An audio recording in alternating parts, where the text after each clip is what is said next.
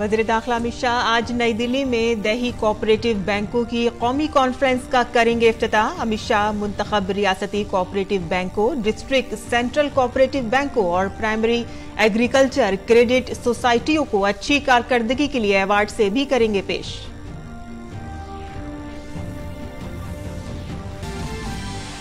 मरकजी वुज़रा धर्मेंद्र प्रधान और अनुराग ठाकुर आज नई दिल्ली में यूथ डायलॉग एट इंडिया 2047 से करेंगे खिताब। नेशनल यूथ अवार्ड्स याफ्तागान और नौजवानों के नुमाइंदों समेत तकरीबन 400 नौजवान लेंगे हिस्सा।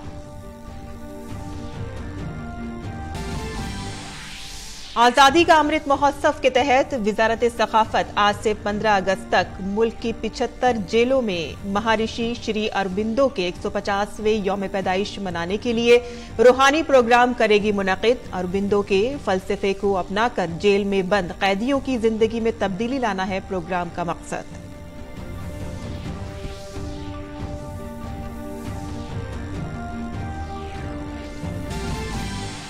रूस और यूक्रेन ने एक दूसरे पर यूरोप के सबसे बड़े एटमी पावर प्लांट ज़ापोरियाज़िया पर गोलाबारी का लगाया इल्जाम। अक़वाम मुत्तहिदा समेत आलमी बिरादरी ने किया तशवीश का इजहार। भारत ने दोनों फरीकों से मुज़ाकरात के जरिए हल तलाश करने की अपील।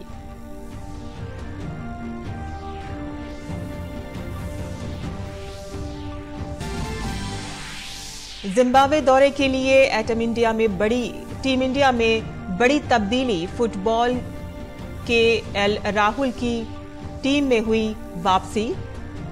मिली टीम इंडिया की कमान, शिखर धवन बनाए गए नायब कप्तान। और कतर में होने वाले फुटबॉल वर्ल्ड कप की अब एक रोजा कबल होगी शुरुआत। फीफा ने मुतफ़िक़ा तौर पर इफ्तिताई तकरीब और मेजबान मुल्क का पहला मैच 20 नवंबर को कराने पर किया इत्तेफाक।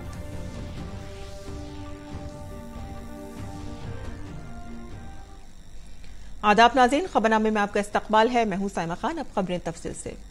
उमूर दाखिला और इमदादी बहमी के मरकजी वजीर अमित शाह आज नई दिल्ली में देही कोऑपरेटिव बैंकों की एक रोजा कौमी कॉन्फ्रेंस का इफ्तिताह करेंगे।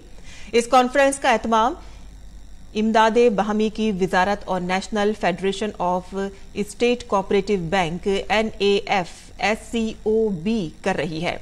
प्रोग्राम में अमित शाह मुंतखब रियासती कोऑपरेटिव बैंकों, डिस्ट्रिक्ट सेंट्रल कोऑपरेटिव बैंकों और प्राइमरी एग्रीकल्चर क्रेडिट सोसाइटियों को उनकी बेहतर कारकर्दगी के लिए अवार्ड पेश करेंगे। वो कुछ कलील मुद्दती कोऑपरेटिव क्रेडिट इदारों को उनकी 100 साला खिदमात के लिए भी नवाजेंगे। वज़ीर-ए-आज़म नरेंद्र मोदी की हुकूमत ज़राअत और देही तरक्की के लिए काम कर रही है। हुकूमत ने ज़राई बुनियादी ढांचे में सरमायाकारी में इजाफा किया है। इससे कोऑपरेटिव के किरदार में भी इजाफा हुआ है। तालीम, फरोग़ हुनरमंदी और सनतकारी के मरकजी वजीर धर्मेंद्र प्रधान और खेल कूद व नौजवानों के उमूर के वजीर अनुराग सिंह ठाकुर आज नई दिल्ली में युवा संवाद इंडिया एट 2047 से खिताब करेंगे। इस मौके पर खेलकूद और नौजवानों के उमूर के वजीर ममलिकत निशीत प्रमाणिक भी मौजूद रहेंगे। इस प्रोग्राम में तकरीबन 400 नौजवान हिस्सा ले रहे हैं, जिनमें नेशनल यूथ अवार्ड याफ्ता और नौजवानों के नुमाइंदे शामिल हैं। नौजवानों के उमूर की वजारत ने इन्हीं नौजवानों के बैनुल-अक़वामी नुमाइंदों के तौर पर भारत की नुमाइंदगी करने के लिए मुख्तलिफ ममालिक में भेजा था। ये तकरीब शिरकत करने वाले नौजवानों को कौमी अवार्ड और बैनुल-अक़वामी अहमियत के मुख्तलिफ मसाइल पर अपने ख्यालात का इजहार करने का मौका फराहम करेगी। भारत वज़ीर-ए-आज़म नरेंद्र मोदी की तहरीक और रहनुमाई में आज़ादी के 75 साल के मौके पर आज़ादी का अमृत महोत्सव मना रही है, जो लोगों और भारत की हुसूलियाबियों की शानदार तारीख है। इस तकरीब के एक हिस्से के तौर पर 8 अगस्त से 14 अगस्त तक का हफ्ता खेलकूद और नौजवानों के उमूर की वजारत के लिए मुख्तस किया गया है। महर्षि श्री अरबिंदो के 150वें यौम पैदाइश और आजादी की 75वीं सालगिरह के मौके पर वजारत सकाफत 12 अगस्त से 15 अगस्त 2022 तक मुल्क भर में वाक़ 75 जेलों में श्री अरबिंदो की जिंदगी और फलसफे को याद करने के लिए एक रूहानी प्रोग्राम का इनेकाद कर रही है। इन प्रोग्रामों का मकसद श्री अरबिंदो के फलसफे को अपनाकर योगा और ध्यान की मशक करके जेल में बंद कैदियों की जिंदगियों को तब्दील करना है। वज़ीर-ए-आज़म जनाब नरेंद्र मोदी ने कहा है कि जेलों में बंद कैदियों की जिंदगियों को खुद एहतसाबी और शऊर-ए-ज़ात के जरिए बदलने की जरूरत है और कैदियों को जिंदगी के नए सफर का आगाज करने से काबिल बनाने के लिए मुल्क भर की जेलों को महर्षि अरबिंदो की जिंदगी पर प्रोग्राम मुनक्किद करना चाहिए। इस मकसद के लिए वजारत सकाफत ने इन प्रोग्रामों के इनेकाद के लिए मुमताज रूहानी रहनुमाओं और तंजीमों के साथ शिराकत दारी की है। वजारत सकाफत ने मुल्क भर में 75 जेलों की निशानदेही की है। बुनियादी तौर पर कौमी आज़ादी की जद्दोजहद से उनकी वाबस्तगी को मद्देनजर रखते हुए जहां ये तकरीबात मुनक्किद होंगी वो हैं Ram Krishna mission, Patanjali, art of living, Asia foundation और सत्संग फाउंडेशन के साथ साथ 12 से 15 अगस्त 2022 तक मुल्क की 23 रियासतों में कैदियों को योगा, ध्यान और श्री अरबिंदो की तालीमात से वाकिफ कराने की खातिर प्रोग्राम मुनक्किद करने के लिए मुआहिदा किया गया है। आजादी के 75 साल मुकम्मल होने पर मुल्क हुब्बुल वतनी के जज्बे से सरशार है। इसी सिलसिले में कर्नाटक के कुलबर्गी किले को तिरंगे के रंगों से सजाया गया। जगमगाती तिरंगे की रोशनी से पूरा माहौल हुब्बुल वतनी के रंग में रंग गया।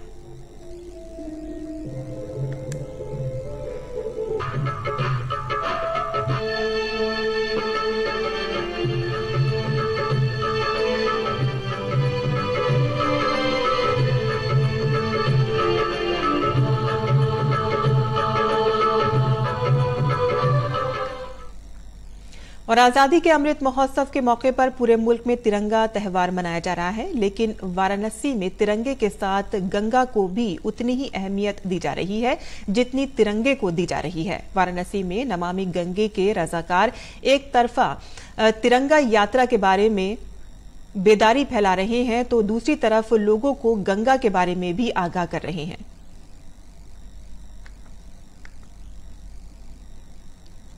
और अब आपको दिखाते हैं रंगों से शराबोर आजादी का तराना गाती उत्तर प्रदेश असेंबली की कुछ खूबसूरत झलकियां।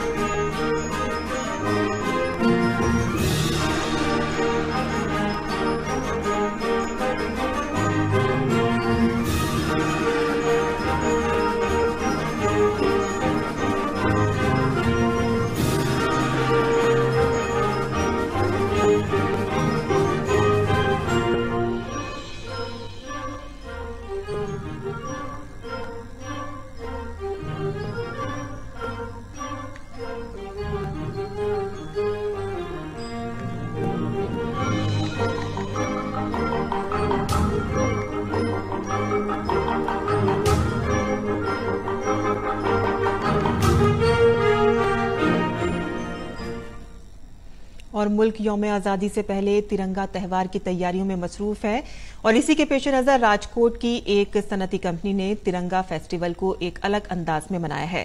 कंपनी ने हर रुकन में 100 से ज्यादा तिरंगा तकसीम किए हैं और इसके साथ ही तमाम मुलाजमीन ने तिरंगे के साथ कौमी तराना भी पेश किया।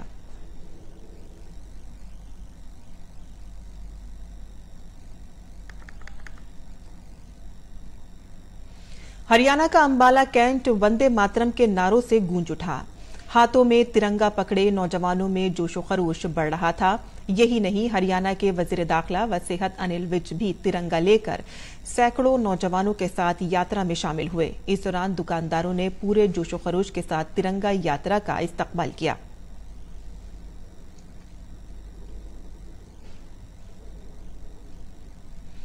और हाथियों का आज आलमी दिन है। हर साल 12 अगस्त को ये दिन मनाया जाता है। ये दिन एशिया और अफ्रीका में हाथियों की अबतर हालत के तई बेदारी लाने और लोगों की तवज्जो इस जानिब मबजूल कराने के लिए मनाया जाता है। वज़ीर-ए-आज़म नरेंद्र मोदी ने हाथियों के आलमी दिन के मौके पर हाथियों के तहफ़्फ़ुज़ के आज़म का इयादा करते हुए ट्वीट किया है।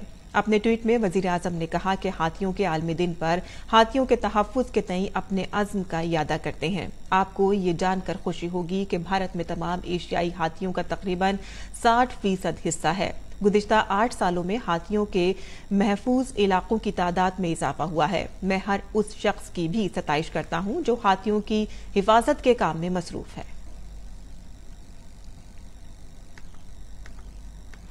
और हाथियों के आलमी दिन की मुनासबत से माहौलियात व जंगलात और मौसमियाती तब्दीली के मरकजी वजीर भूपेंद्र यादव ने एक वीडियो शेयर किया है।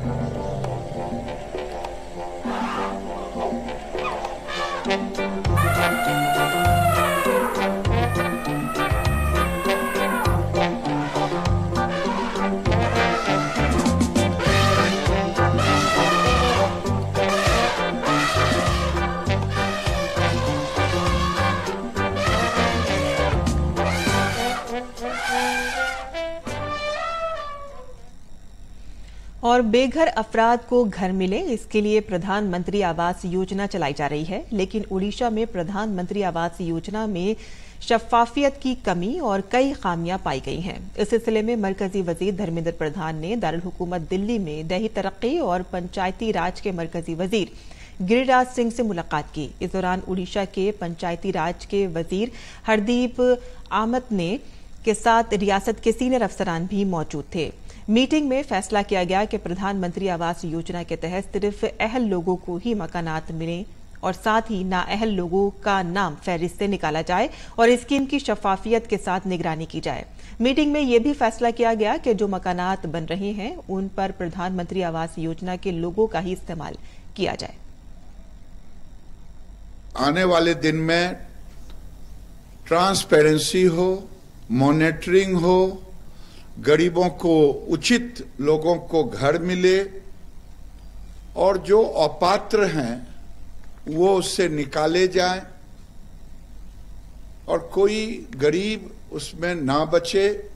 और मुख्यमंत्री उड़ीसा और देश के प्रधानमंत्री दोनों मिलकर के उड़ीसा में जाकर के फिर गरीबों को घर भी दें और उनके हाथ में पैसे भी उनके खाते में जाए।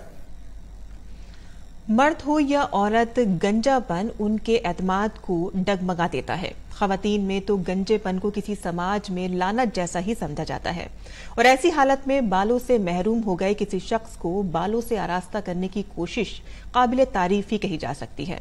और आइए आपको रूबरू कराते हैं ऐसे ही एक कोशिश से।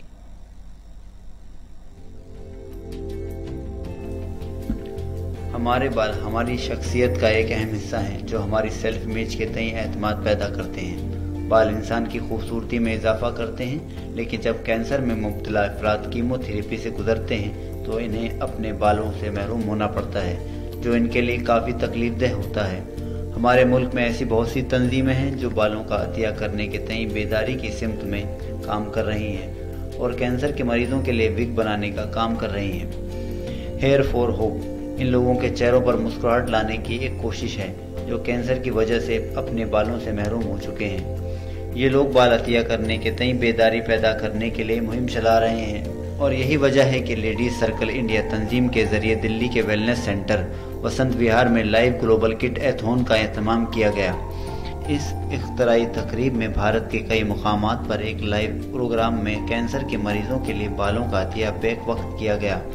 बाज़ जगहों पर कैंसर से बच जाने वालों को लाइव प्रोग्राम में ही विग का तोहफा भी दिया गया। यहाँ हर उम्र, जात, मजहब के लोगों ने अपने बाल इसलिए काटे ताकि वो किसी ज़रूरतमंद के काम आ सके।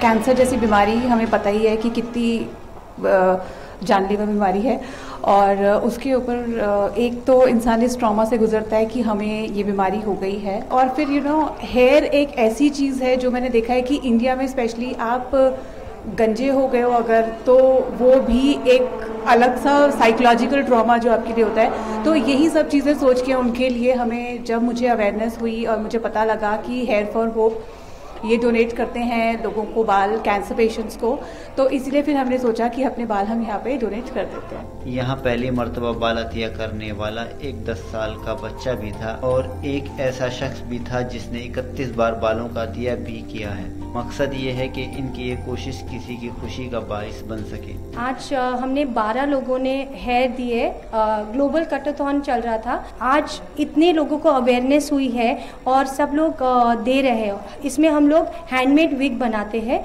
और जिनको जो अफोर्ड नहीं कर सकते विग, उनके लिए ये हेयर फॉर होप का कैंपेन चल रहा है।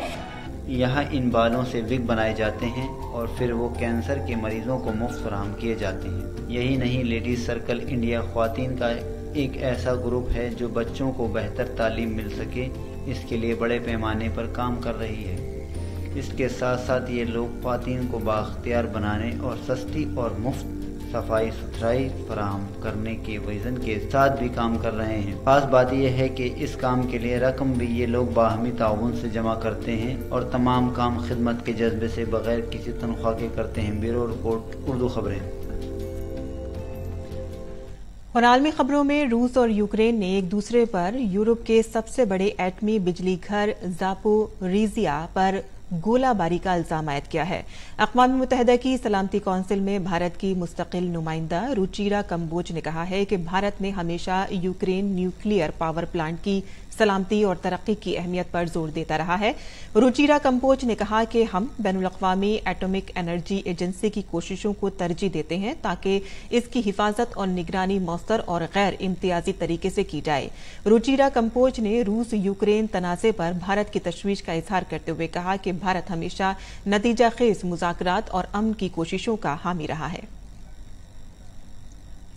यूक्रेन के सदर व्लादिमीर ज़ेलेंस्की ने ज़ापोरिज़िया न्यूक्लियर पावर प्लांट के करीब होने वाली फायरिंग पर रूस की मजम्मत की है। ज़ेलेंस्की ने कहा है कि रूस ने ज़ापोरिज़िया न्यूक्लियर पावर प्लांट के करीब बड़े पैमाने पर तबाही मचाई है। ज़ेलेंस्की ने अक़वाम मुत्तहिदा की सलामती कौंसिल पर जोर दिया है कि वो रूस के ज़ेर कब्जा इलाके को आज़ाद कराने के लिए सख्त इक़दाम करे। ज़ेलेंस्की ने कहा है कि इसमें पूरी दुनिया का मफाद शामिल है। ज़ापोरिज़िया न्यूक्लियर पावर प्लांट दुनिया के 10 बड़े प्लांट्स में से एक है। इस प्लांट की कुल सलाहियत तकरीबन 6000 मेगावाट बिजली पैदा करने की है, जो तकरीबन 40 लाख घरानों को बिजली फराहम करने के लिए काफी है। इंटरनेशनल एटॉमिक एनर्जी के director general Rafael Mariano Grossi ने ज़ापोरिज़िया न्यूक्लियर पावर प्लांट में होने वाले फायरिंग पर शदीद तशवीश का इजहार किया है। इंटरनेशनल एटॉमिक एनर्जी एजेंसी ने खबरदार किया है कि अगर दोनों ममालिक ने तहम्मुल का मुजाहरा न किया तो पूरे खित्ते को जौहरी तबाही का सामना करना पड़ सकता है।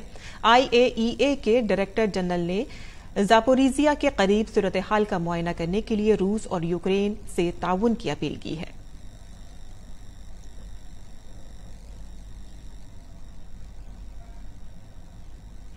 लबनान के दारुल हुकूमत बैरूत में एक मुसल्लह शख्स ने एक बैंक में घुसकर वहां मौजूद सारिफीन और मुलाजिमीन को यरगमाल बना लिया। बैंक एम्प्लॉयर्स सिंडिकेट के सरबराह ने बताया है कि मुसल्लह शख्स ने मुतालबा किया कि बैंक में फंसी हुई उसकी जमा रकम उसे दी जाए। लबनानी फौजियों और मुल्क की दाखिली सिक्योरिटी फोर्स के पुलिस अफसरान ने सारिफीन और मुलाजिमीन को बचाने के लिए इलाके का मुहासरा कर लिया। अफसरान ने बंदूक बरदार से बात करके किसी हल तक पहुंचने की पूरी कोशिश की। बिलाखिर बैंक ने उस शख्स को तकरीबन $30,000 देने पर राजी हो गया, जिसके बाद उसने तमाम यरगमालियों को रिहा कर दिया। और सूडान के दारुल हुकूमत खर्तौम में अवाम ने हुक्मरां फौज के खिलाफ एहतजाज किया। सूडान की फौजी हुकूमत ने मुजाहिरीन पर आंसू गैस के गोले दागे। इसके साथ ही मुजाहिरीन पर पथराव भी किया गया। सूडान में गुज़िश्ता साल 25 अक्टूबर को होने वाली फौजी बगावत के बाद से एहतजाजी मुजाहिरे हो रहे हैं।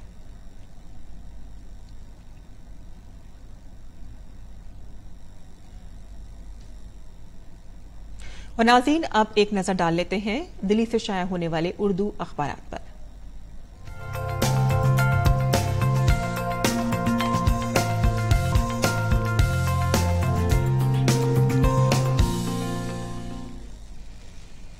तो नाज़रीन, दिल्ली से शाया होने वाले उर्दू के अखबारात में पर नजर डालें अगर तो सबसे पहले शुरुआत करते हैं रोजनामा राष्ट्रीय सहारा से। जैसे कि कल मुल्क भर में रक्षाबंधन का त्यौहार मनाया गया। बेहद खूबसूरत तस्वीर रक्षाबंधन की निकलकर सामने आई हैं, जिसमें एक तस्वीर यहाँ भी शाया हुई है कि भाई बहन के मुकद्दस बंधन का खूबसूरत त्यौहार जोश के साथ मनाया गया। सदर जमहूरिया और वजीर आजम ने राखी बंधवाई और ये तस्वीर भी इसमें शाया हुई है। इसके बाद जो एक खबर इसमें शाया हुई है वो है कि जगदीप धनखड़ ने संभाला है नायब सदर और राज्यसभा के चेयरमैन का ओहदा। ये इसमें एक खबर शाया हुई है। इसके बाद जो इसमें खबर शाया हुई है वो आलमी सफ़े से है। आलमी दबाव के बावजूद इस्लाहात के मामले पर तालिबान की सफ़ों में इख्तलाफ नजर आ रहा है और अफगानिस्तान में 400 से ज़ायद निजी स्कूल बंद कर दिए गए हैं। इसी के साथ ही अफगानिस्तान के हवाले से एक और खबर यहाँ पर शाया हुई है कि अफगानिस्तान के जो साबिक सदर हैं अशरफ गनी, उन्होंने अपना पहला इंटरव्यू दिया है और पहले इंटरव्यू में उन्होंने ये कहा है कि अफगान आइन के मुताबिक और कानूनी तौर पर अब भी वो वहां के सदर हैं। ये उन्होंने बयान दिया है। इसके बाद अब खबर नजर डाल लेते हैं रोज़नामा इनकलाब की सुर्खियों पर। इनकलाब से भी हमने आलमी सफ़े से ही यहाँ पर खबरें कुछ ली हैं, जहाँ रूस और यूक्रेन जंग को शुरू करने और उसको हवा देने का असल जिम्मेदार अमेरिका है। चीन ने ये बात कही है। इसके बाद जो खबर इसमें शाया हुई है, चीन की मुसलसल धमकियों के बाद ताइवान की फौजी मशक़ें अभी भी जारी हैं। और खेल के सफ़े से भी यहाँ पर एक सुर्खी शाया हुई है, कोहली की फॉर्म में वापसी के लिए एशिया कप आखिरी मौका है और टीम मैनेजमेंट की नज़रें साबिक कप्तान पर मरकूज रहेंगी। तो ये थी आज के अखबारात की सुर्खियां जो हमने आपके लिए चुनी थी। और आगे बढ़ते हैं, जहां जिम्बाब्वे दौरे के लिए टीम इंडिया में बड़ी तब्दीलियां की गई हैं। केएल राहुल की टीम में वापसी हुई है और उन्हें कप्तानी सौंपी गई है। इससे कबल उन्हें इस दौरे के लिए 15 रुकनी टीम में शामिल नहीं किया गया था और शिखर धवन को कप्तानी सौंपी गई थी। राहुल की वापसी के बाद अब धवन को नायब कप्तान बनाया गया है। बीसीसीआई ने जुमेरात को ट्वीट करके राहुल के फिट होने की इतला दी। रोहित शर्मा, विराट कोहली, ऋषभ पंत, श्रेयस अय्यर, जसप्रीत बुमराह और मोहम्मद शामी को इस सीरीज के लिए आराम दिया गया है। भारत और जिम्बाब्वे के दरमियान 3 वनडे मैचों की सीरीज का आगाज 18 अगस्त से होगा। साथ ही आखिरी वनडे 22 अगस्त को खेला जाएगा। और फुटबॉल की दुनिया का सबसे बड़ा मुकाबला फीफा वर्ल्ड कप अब मुकर्रर वक्त से एक रोज कबल शुरू होगा। फुटबॉल वर्ल्ड कप 21 नवंबर से शुरू होना था, ताहम अब फीफा ने मुतफ़िक़ा तौर पर इफ्तिताई तकरीब और मेज़बान मुल्क का पहला मैच 20 नवंबर को मुनक़िद करने पर इत्तेफाक किया है। पहला मैच मेज़बान कतर और इक्वाडोर के दरमियान खेला जाएगा। ये फैसला फीफा काउंसिल के ब्यूरो ने किया है। इससे कबल कतर और इक्वाडोर के दरमियान 21 नवंबर को पहला मैच खेला जाना था, जो इस मुकाबले का तीसरा मैच होता। इस मैच से कबल इफ्तिताई तकरीब मुनक़िद होनी थी। ऐसी सूरत हाल में इफ्तिताई तकरीब से कबल सेनेगल और हॉलैंड, इंग्लैंड और ईरान का मैच होना होगा। इस सूरत हाल से बचने के लिए फीफा ने शेड्यूल में तब्दीली की है। और बर्मिंघम कॉमनवेल्थ गेम्स में शानदार कारकर्दगी का मुजाहिरा करने वाली भारतीय मर्दों की हॉकी टीम ने जुमेरात को दारुल हुकूमत दिल्ली में नेशनल वार मेमोरियल का दौरा किया। ये यादगार हर शहरी को मुल्क के बहादुर शहीद सिपाहियों के तई इजहार तशक्कुर करने का मौका फराहम करती है। मुल्क की शानदार तारीख के बारे में जानने और उनके तजस्सुस के साथ ही इस भारतीय हॉकी टीम ने यादगार के इर्द गिर्द का भी दौरा किया और वीरता चक्र, त्याग चक्र, परम योद्धा स्टॉल का भी दौरा किया। शोहदा को खराजे तहसीन और सलाम पेश करने के बाद टीम ने कौम के बहादुर जवानों की तरफ से लड़ी गई 6 अहम जंगों की तस्वीर भी देखी। और अब जान लेते हैं मुल्क भर के मौसम का मिजाज।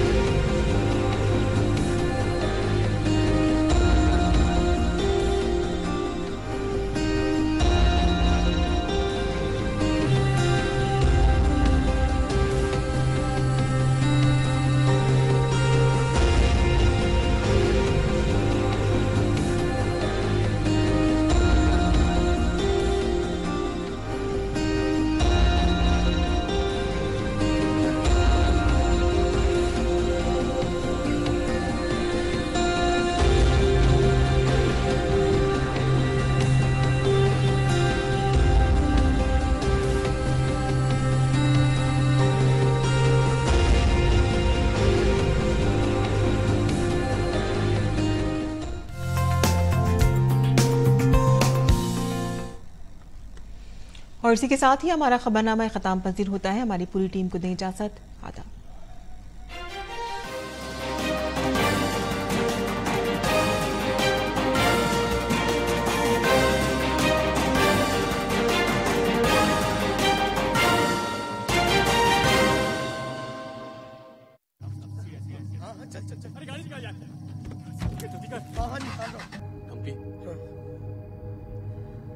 पुलिस केस तो नहीं होगा ना यार? अरे नहीं यार।